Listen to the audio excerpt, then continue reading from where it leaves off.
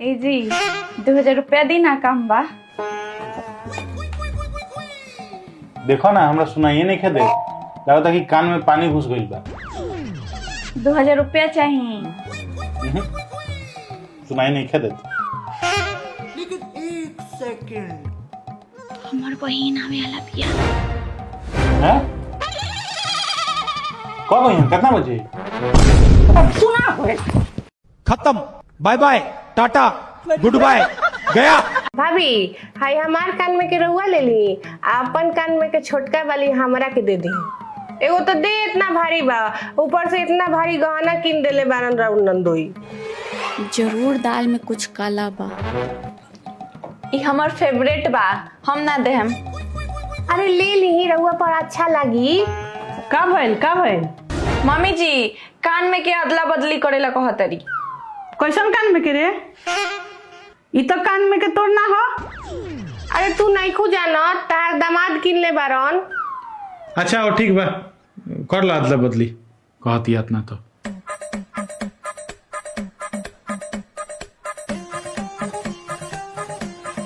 हैली अरे समधिनी जी के फोन हो। हेलो, रोत काहे बनी? कुछ भइल बा का?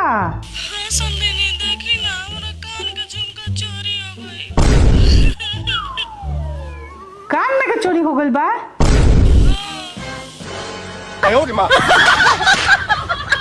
ना उदास काहे बारू हो? रउआ याद बा छठ में हमरा ला एगो साड़ी खरीद ले रहनी, हाँ तो हम कहनी रउआ से कि अभी रख देतनी बाद में पहनम। हाँ कले रहू। ओही में के मिसराइन खरीद के लिए आइल बड़ी, अब पेनियो ले ली। अब हम पहनम तो कहियन कि हमरे देखा देखी खरीद के लिए आइल बिया। तो एगो काम करो ना, अपना सरिया पर लिख दो कि 6 महीना पहले के किनल साड़ी हो, तो केहू ना बोली।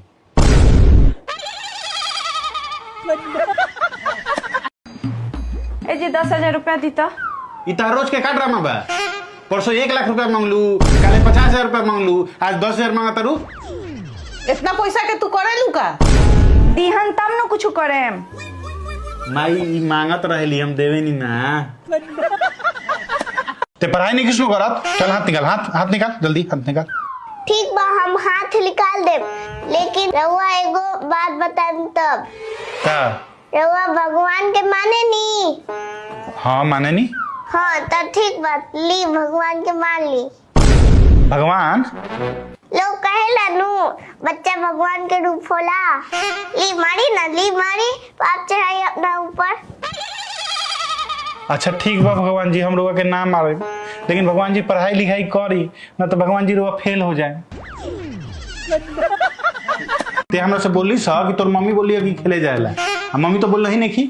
बताई तो लोग कहेला कि बच्चा मन के सच्चा होला, आई अभी से झूठ बोलल शुरू कर देलक। पापा हम मन के तो बहुत सच्चा बानी, लेकिन हम कभी कभी मुंह से झूठ बोल देवेनी। माँ इनका फुआ के बेटा के शादी बा, तो मैं बुलावो तलो, हमने के चल जाई सन। ना नहीं खा जाए के। ई हमरा घर के परंपरा प्रतिष्ठा अनुशासन के खिलाफ बा। हमरा यहाँ के बेटी पतो ना रिश्ता ना घूमल फिरेले। तू तो एकदम गजबे बारू, हमारा अंगूठी या सिकरी बिचलवा देलू। अंगूठी सिकरी? हाँ इनका फुआ के बेटा के बहिन बहनों ही नहीं खे।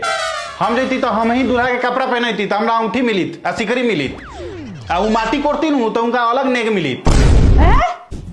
कनिया काहे खिसिया गइलू? जा चल जा। मम्मी जी रउआ घर के परंपरा प्रतिष्ठा अनुशासन नु बा, रहे दी हम ना जाए। भाड़ में जाओ परंपरा प्रतिष्ठा अनुशासन। उ तो हम अमिताभ बच्चन के फिल्म देख के उ डायलॉग याद कर लेले रहनी। जा चल जा। 500 रुपया न्योता कर दी हो, आ 1,000 नु कनिया के मुंह देखौनी दे दी हो। जा चल जा। हेलो बाबूनी, तू कतना काम करेलू? जब फोन करो तो बिजिए बारू 10 आदमी के अकेले बनाओ तारू, खियाओ तारू, घर भर के ठेका ले ले बारू, खाली अपना ला पाहुन ला बना के या छोड़ दी हो। कनिया खाना ले आवा। खाना तो हमने कबे खा लेनी से दोनों मर्द मेहरारू। अपन बना के खाई, हम घर भर के ठेका ले ले बनी का।